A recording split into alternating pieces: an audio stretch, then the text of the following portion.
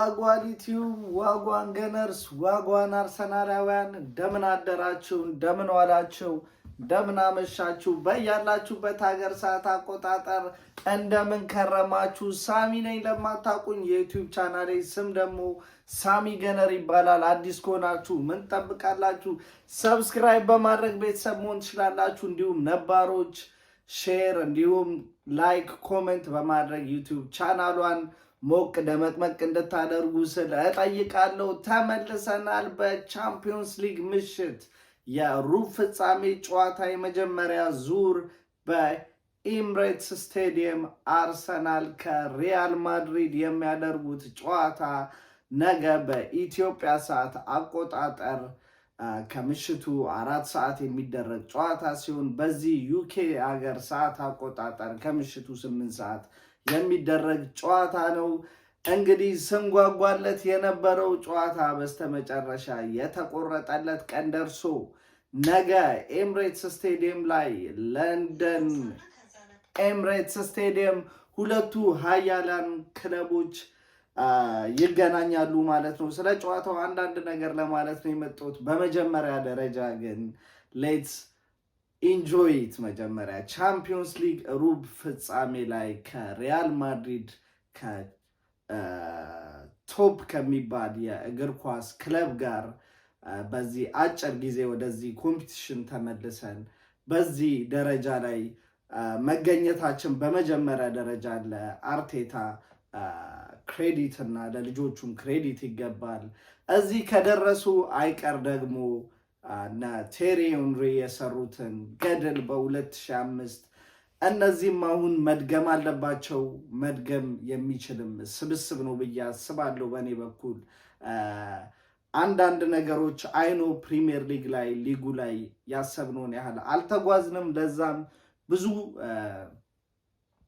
ምክንያቶች ነበሩ። የተጫዋቾች ጉዳት፣ እንዲሁም አወዛጋቢ ዳኝነት ውሳኔዎች፣ ብዙ ነገሮች ተደማምረው ከሊጉ ኮምፒቲሽን በጊዜ ብንወጣም ነገር ግን ቻምፒዮንስ ሊግ ላይ ያለን ነገር ስቲል ጥሩ ነው። ከሜዳችን ውጭ ወጥተን ፒኤስቪ ላይ 7 ጎል ማስቆጠራችን እና በቻምፒዮንስ ሊግ አዲስ ሪከርድ ሆኖ የተመዘገበ ታሪክ መጻፋችን ይታወቃል። እዚህ ከደረሰን አይቀር የሆነች ነገር ለማሳካት ያለንን አቅም ሁሉ ተጠቅመን ሜዳ ላይ ማሳየት አለብን ብዬ አስባለሁ። ስፔሻሊ የመጀመሪያ ዙር ጨዋታ እድለኞች አይደለንም በሜዳችን ማድረጋችን። ምክንያቱም ሁለተኛውን ጨዋታ ላይ ሜዳ ላይ ማድረግ ሞር አድቫንቴጅ አለው። ሶ የነገ ጨዋታ በሜዳችን ላይክ መስት ውጤት ይዘን መውጣት አለብን 3 ነጥቡን። ምክንያቱም ሪያል ማድሪድን በቻምፒዮንስ ሊግ ጨዋታ ላይ ሳንቲያጎ ቤርናቦ ላይ በሜዳቸው ማግኘት ማለት ገና ሳትጫወቱ 1-0 ሆኖ እንደ መግባት ነው። ምክንያቱም ያላቸው ሪከርድ እዛ ከካምባክን ብዙ አስገራሚ ካምባክ አትሌቲኮ ማድሪድ ላይ እንዲሁም ሊቨርፑል ላይ አስመዝግበው ዋንጫ እንዳነሱ በቅርብ በተደረጉ የቻምፒዮንስ ሊግ ጨዋታዎች ላይ ተመልክተናልና ዊ ሃቭ ቱ መስት መጠቀም አለብን ቻንሳችንን ነገ በሜዳችን የምናደርገውን ጨዋታ ማለት ነው። እና በመጀመሪያ ደረጃ ሁሉንም ስኳድ እናመሰግናለን እዚህ ስለደረስን። ደጋፊውም ደግሞ ነገ ኤምሬትስ ስታዲየም ላይ ክለቡን 12ኛ ተጫዋች በመሆን ድጋፉን ወይም ደግሞ የሜዳውን አድቫንቴጅ መወጣት ወይም ደግሞ ወደ ጥቅም ወደ ራሳችን ጥቅም መቀየር አለብን ብዬ አስባለሁ። ያን ያህል እውነት ለመናገር ከ2 ሳምንት በፊት የነበረኝ ኮንፊደንስ እውነት ለመናገር ብዙ አልፈራሁም ነበር ሪያል ማድሪድ ምናምን ቢሆንም ቱ ቢ ኦነስት። ምክንያቱም በጣም እተማመን ነበረ በእኛ የመከላከል ስፍራ ቦታ ላይ። ግን ከጋብርኤል ጉዳት በኋላ ግን በጣም ወዲያው ነው አስተሳሰቤ በብዙ ፐርሰንት ድሮፕ አድርጎ አሁን መፍራት የጀመርኩት። ምክንያቱም ትልቁ ጎናችን የኛ መከላከል ነው። የነሱ ደግሞ በጣም ዊክ ጎናቸው መከላከል ነው። ሶ የኛ መጥፎ ስትራይከሮችም ቢሆን የነሱ ዊክ መከላከል ከሆነ ጎል የምናገኝበት ቻንስ ይኖራል። እነሱም ደግሞ እኛ ላይ የማስቆጠር ቻንሳቸው ያን ያህል አይሆንም ብዬ አስቤ ነበር። ጋብርኤል ግን ሲጎዳ ብዙ ነገር ነው አፌክት ያደረገው። ቱ ቢ ኦነስት የመከላከሉን ክፍል ብቻ አይደለም። ሪያል ማድሪድ ዘንድሮ ከሴት ፒስ ብዙ ጎል የሚቆጠርበት ክለብ ነው። እኛ ደግሞ ሴት ፒስ ላይ ብዙ ጥንካሬ እንዳለን ይታወቃል። እነዛ ሴት ፒስ ጎሎቹ ደግሞ ይቆጠሩ የነበሩት በጋብርኤል ስለነበረ እሱን ማጣታችን መከላከሉ ላይ ብቻ ሳይሆን ሙሉ ለሙሉ የማጥቃቱንም አድቫንቴጆችን እንድናጣ ያደርገናል። በእኔ በኩል ነገ የቡካዮ ሳካ ትልቅ እድል ነው። የራሱን የቴሪ ሄንሪ ስፔሻል የሆኑ ናይቶችን ካሳለፈባቸው መድረኮች አንደኛው እንደዚህ የቻምፒዮንስ ሊግ ጥሎ ማለፍ ጨዋታ ላይ ሪያል ማድሪድ ላይ ብቻውን የአርሰናልን ቲም ሳንቲያጎ ቤርናቦ ላይ ባስቆጠረው ግብ አርሰናልን ይዞ ወደ ቀጣዩ መድረክ ማለፍ ችሎ ነበረ። ሳካ ደግሞ ካለው ከክለቡ ጋር ያለው ግንኙነት ከአካዳሚ ያደገ ልጅ መሆኑ ይታወቃል። እንዲሁም የአርሰናል ወደፊት ሌጀንድ ሆኖ ሐውልቱ ኤምሬትስ ላይ ይቆማል ተብሎ የሚጠበቅ ሌላኛው ተጫዋች ስለሆነ እንደዚህ አይነት ስፔሻል ናይቶች ላይ እነሱ የራሳቸውን የሆነ አሻራ የሚያሳድሩበት ትልቅ ጨዋታ ስለሆነ ነገ ከተጠቀመበት እሱን ቻንስ እንግዲህ አግኝቷል። በሚቀጥሉት 2 ሳምንቶች ማድሪድን በምናገኝበት ማለት ነው። እኛ የተወሰነ ቻንስ ያለን ምንድነው ሪያል ማድሪድ ከባርሰሎና ጋር ባለበት የሊግ ኮምፒቲሽን እንዲሁም በሌላ የዋንጫ ጨዋታዎች ላይ ባለበት የጨዋታ ብዛት ወይም ደግሞ ኮምፒቲሽን ብዛት ተጫዋቾቻችን የኛ ሞር ቻምፒዮንስ ሊግ ላይ ፎከስ አድርጎ ስለሚመጡ ትንሽ ለኛ የተሻለ ቻንስ ያለን ይመስላል። ነገር ግን ሪያል ማድሪድ ቻምፒዮንስ ሊግ ላይ ባለው ስም ብቻ ትልቅ የሳይኮሎጂ ጨዋታ ተጫውቶ ብዙ ጊዜም ደግሞ ሰክሰስፉል ሲሆን ስላየን እሱ ነው የነገ የኔ ፍራቻ።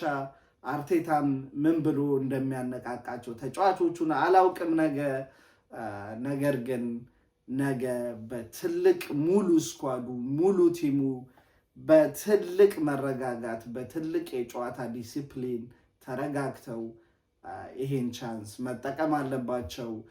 ኢሞሽናል መሆን የለባቸውም። ስፔሻሊ አንዳንድ የነገ ጨዋታ ላይ ቢጫ ካገኙ የሚቀጥለው 2ኛ ጨዋታ ላይ የምናጣቸው ወሳኝ 3 ተጫዋቾች አሉ። እነሱም ነገ መጠንቀቅ ይኖርባቸዋል ማለት ነው።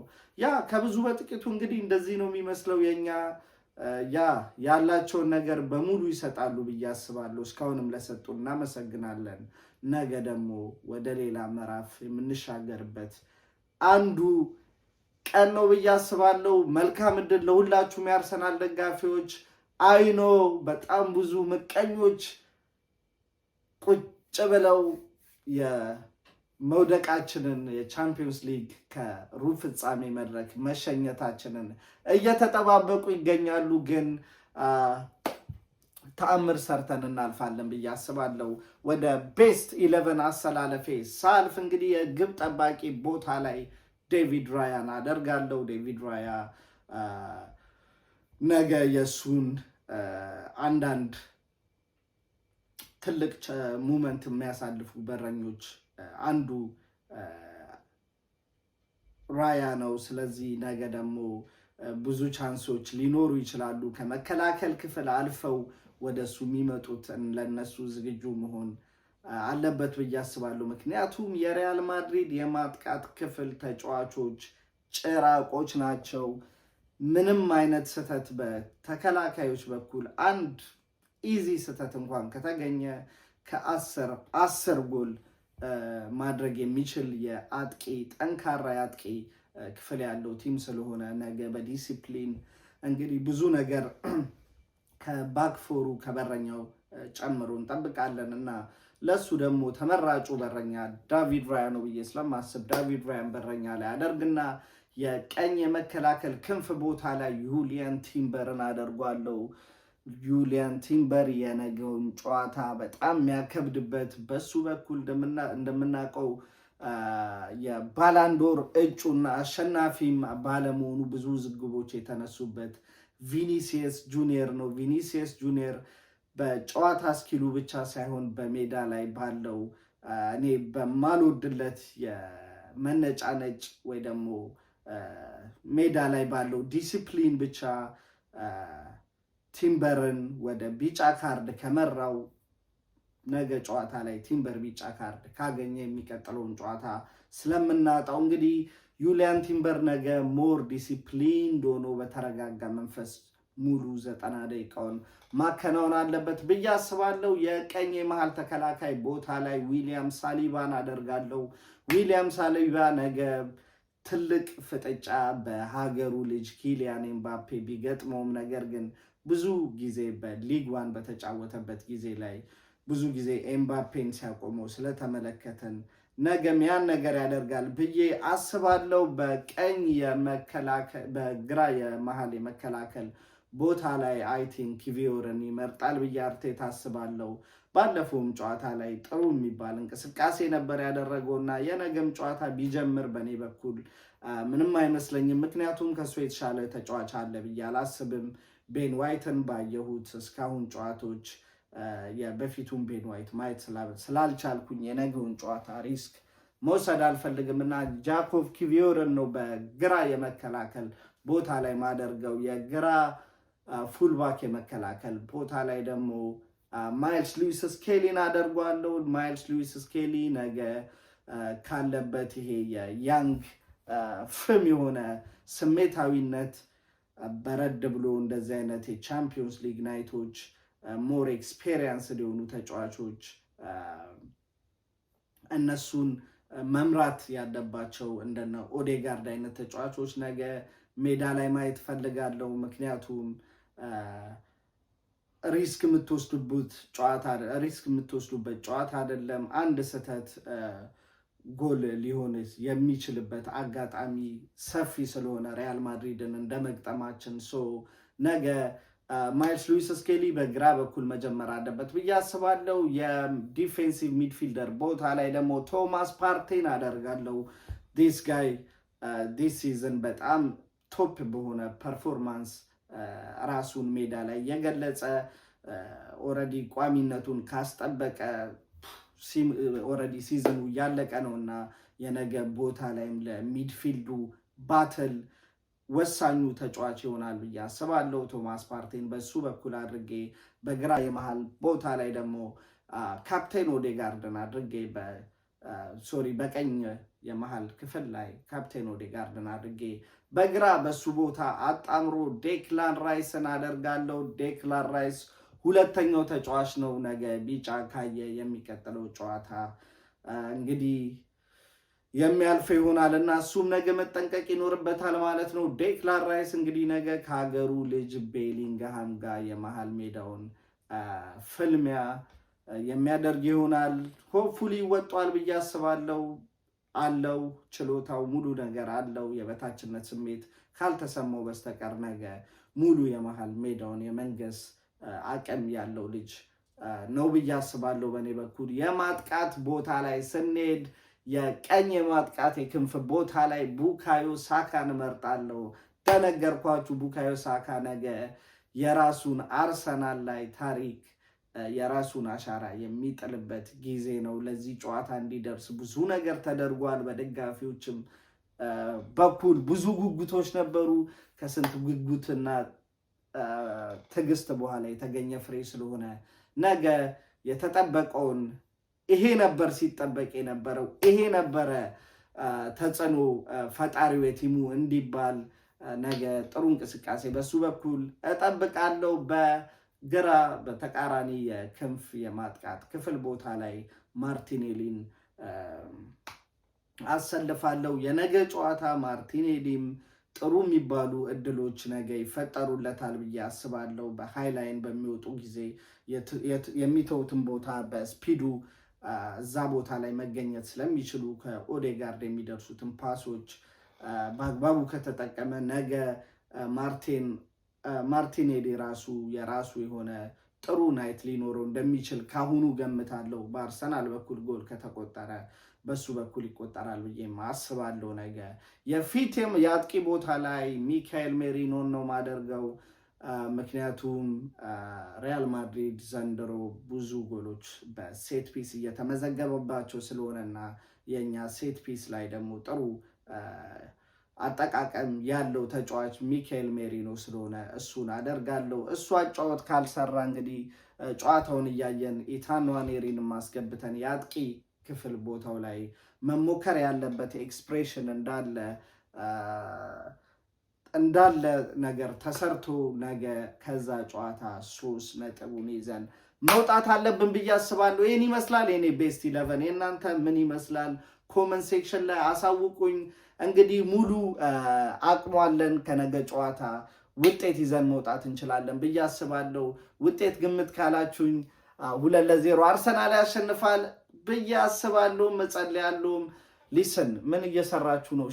ሼር ይደረግ። ሰብስክራይበርን ደግሞ በዛ እናርጋት። በሌላ ቪዲዮዎች እስከምመለስ ድረስ ለዛሬ መጣሁበት ፖይንት ይሄን ይመስላል። አም አውት ፒስ